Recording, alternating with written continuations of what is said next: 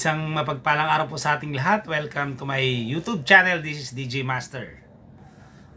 Okay, ang pag-uusapan natin ngayon ay may kinalaman sa kung magkano nga ba talaga ang kinita ng dalawang boksingerong ito na naglaban itong kamakilan lamang, si Jake Paul, YouTuber, turned into boxer, at si Anthony Joshua, former two-time Unified Heavyweight Champion. Okay.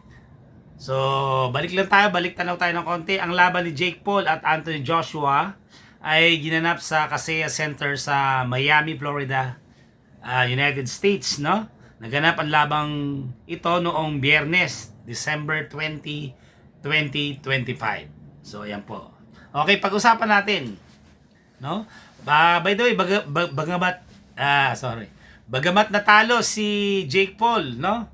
Actually, bumagsak siya sa 5th round ng 2 beses, tapos doon ganoon din sa 6th round 2 beses, pero yung ikalawang bagsak niya sa 6th round ay hindi na po kinaya dahil ayun po, ang naging resulta po ay basag ang kanyang panga at siya ay na-hospital. Ayun ang masamang nangyari kay Jake Paul. Pero bagamat nabasag ang kanyang panga dahil sa laban nito na tinamo niya kay Anthony Joshua, pag-usapan natin kung magkano ba yung kinita ng dalawang boxing ito, no? Tumataginting na $1,000,000 po. Yan. Ayan ang pag-uusapan natin, mga ka-DJ. Okay. Ayon sa google.com, the massive prize pool for the bout is expected to be split evenly. Ibig sabihin, hahati ng equally divided. Pantay po silang dalawa, no? Meaning both Anthony Joshua and Jake Paul could earn around 92 million each regardless of the outcome in the ring. So, kahit anong mangyari, sino man manalo sa dalawa, makakatanggap sila ng more or less $92 million po. $92 million. Okay. Pero sabi dito, sa laban ni Jake Paul at Anthony Joshua, pareho silang kumita ng tinatayang $92 million, no? Bawat isa mula sa prize purse na may total na 184 million po yan. Pero malaki ang ibabawas na buwis. Siyempre, hindi nila makukuha ang buong buo yan, no? May bawas, may mga deduction. Tulad ng income tax sa US or UK. Meron din tinatawag na state tax, promoter fees, agent fees, na depende sa lugar at kasunduan, no? Kaya ang actual take-home pay ay mas mababa. Pero malaki pa rin, lalo na sa malaking bahagi ng kita na sa pay-per-view. So bukod doon, meron pa silang kumita yung dalawang boxing yan sa pay-per-view po. Yan, mga ka-DJ. Ang tanong, paano kinakalkula o paano kinikwenta yung premyo ng dalawang ito, no? Sabi dito, yung kabuuang kita, 92 million ng bawat isa, split sa total purse na 184. So 184 million hinati sa dalawa. So approximately tag 92 million si Jake Paul at Anthony Joshua. Ang iba pang kita, sabi dito, bonuses, pwede pang lumaki yun, yung 92 million nakita ng bawat isa dahil sa mga, ito nga sabi ko sa inyo, yung pay-per-view shares, sponsorships at bonuses din po, mga ka-DJ. So sabi dito, bawas sa buwis, hindi perpekto ang $92 million dahil bago pa man nila makuha ang pera ay may mga mandatory deductions po. Katulad ng US income tax, dahil sa laban malaki ang tax rate sa mga high earners. O, halimbawa ganito, kung $92 million ang gross at magbawas ka ng 30 to 40% yung total deduction para sa tax at fees, ang matitira ay nasa approximately $55 million to $64 million. Pero nagkakaiba pa, depende sa bawat kontrata. Siyempre may mga kontrata pa yan, no? Ibig sabihin dito, sa madaling salita, walang eksaktong numero ng buwis, hindi sinabi, pero malaki ang ibabawas sa 92 million. Pero sobra pa rin silang yumaman dahil sa laki ng kita mula sa event na ito o laban na ito. Sabihin na lang natin, ang $55 million na lang po. So pag kinonvert natin yan sa ating Philippine peso, so roughly, alam nyo kung magkano po, mga ka-DJ. Sila ay kumita ng 3.2 billion pesos.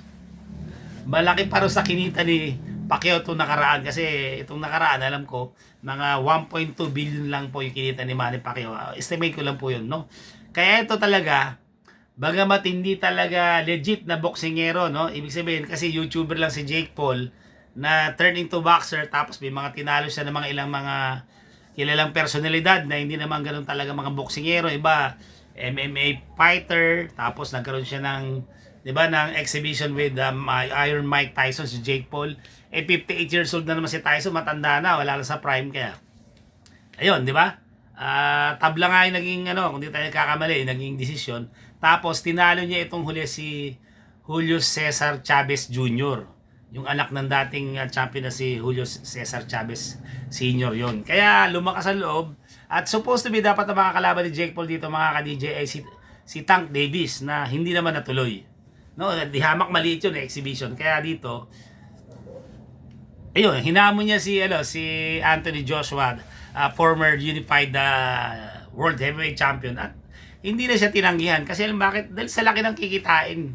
Hindi may tatanggi ang boxing po mga ka-DJ ay isang business po yan, business po. So kailangan magaling ka.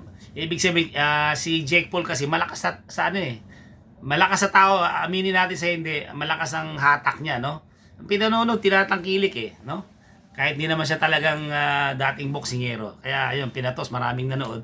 Kaya si Anthony Joshua, kahit siguro may mga komento na negative na sinasabi, pinatulan niya pa to, yung kinita niya rito, napakalaki po mga ka-DJ. So, ayan po talaga. So, sa ating pera sa Philippine Peso, mga roughly 3.2 billion pesos. Bunin mo, ganun kalaki. At si Anthony Joshua, syempre hindi na rin pabata, 36 na. Mga ilang taon pa yan, magre-retire na kaya sinamantala niya. Pero, ang magandang balita rito, yun nga, kung matutuloy by next year, this coming January 2026, wala pang exact date, may posible na maglaban si Tyson Fury, former heavyweight champion, at si Anthony Joshua. Ito yung talagang laban na kapareho level niya talaga. Siyempre si Jake Paul, at saka 6'1", ang liit kumpara sa kanya. Tapos yung timbang 245 si Anthony Joshua, tapos si Jake Paul 216 ba yun? So mismatch talaga actually. So dahil marami ring banas o naiinis dito kay Jake Paul, kaya inabangan talaga.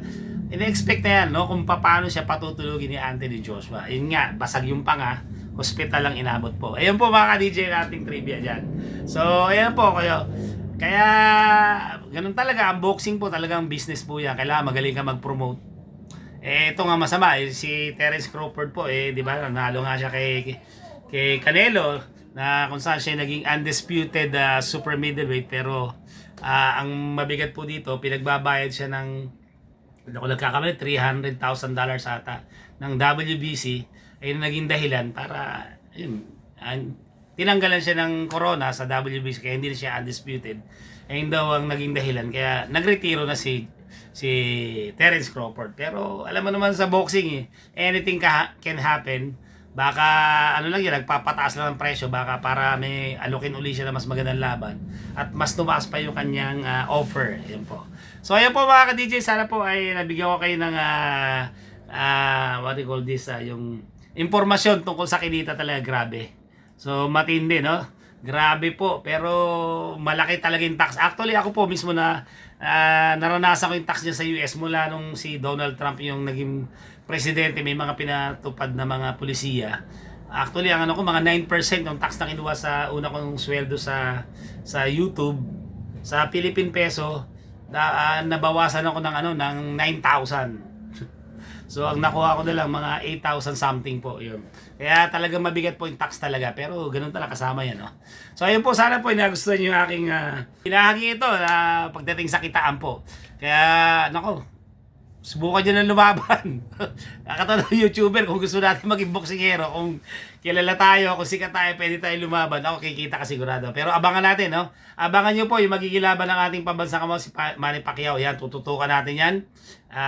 Wala pa rin exact date. Mga possible opponent niya, si Rolly Romero. Or kung matutuloy po yung Mayweather Pacquiao rematch o 2. Ayan po, abangan natin. At ipipicture ko rin po sa akin channel itong si Eman Bacosa at si Jimel Pacquiao. Yan, yung mga posibleng content na gagawin natin. Kung sakasakaling posible ba maglaban to? Pwede kaya posible na magkaharap po si Eman Bacosa, yung anak ni Pacquiao, at anak niyan si Jimel Pacquiao din, no? Alam naman natin magkaiba yung mother niya, pero isa yung tatay si Manny Pacquiao. So ayan po yung abangan niyo po. So sana po nagustuhan itong episode nito, at nagpapasalamat po pala ako yung marami nanood dun sa aking nakaraang vlog, yung kay Jake Paul at saka kay Auntie Jo. Maraming salamat sa mga comments nyo. Pag may mga gusto kayong o suggestion na content na pwede kong i-tackle dito, paki-comment na lang po. At maraming salamat po, at Advance Merry Christmas po sa lahat, especially sa aking mga subscribers. Sa ngayon, meron na tayong 5,800 something. Maraming salamat po sa inyong patuloy pagsuporta. Umasa po kayo, mas pagagantahin pa natin at tututukan natin itong mga kaganapan sa larangan ng boxing. At pag may mga pagkakataon, magluluto tayo o magta-travel tayo pag may mga yun lang po mga ka-DJ. Hanggang sa muli. Ito po si DJ Master nagsasabing laban lang. God bless you all. See you on my next vlog. Bye.